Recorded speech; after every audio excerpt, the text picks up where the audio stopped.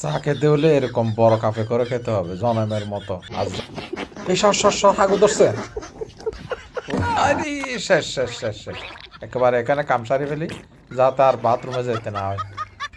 ঠিক আছে, চলন্ত পানিতে পাউডার সাবান দিয়ে কাপড় ধোয়ার মজাই আলিদা। দেখুন, আরে সাবানটা চলে গেলো, আমি কাপড় কামড়ে দেবো। আচ্ছা, আবার ট্রাই করে দেখি। এবার কিন্তু আমি হাত দিয়ে ধরে রাখবো। হ্যাঁ, দেখি এই যে হাত দিয়ে ধরে রাখছি। এবার বাবা কই বাবা, এবার দিতে পারবো। ও, তুমিও চলে গেলা। আরে সব বেইমান। আয় বাবা, হাতে আয়। কি ধরতে পারলাম না। আয়, আবার চলে গেল, আবার চলে গেল। শাল আর সাবুন এক তোলা চলে যা। আর জিন্দেগিতে তোকে যা দেবো না, এটাও দেবো না, যা ফেলে দিলাম। যা, আর জিন্দেগিতে কোনো লিকুইড সাবুন দিয়ে পরিষ্কার করবো না, আমি গেলাম।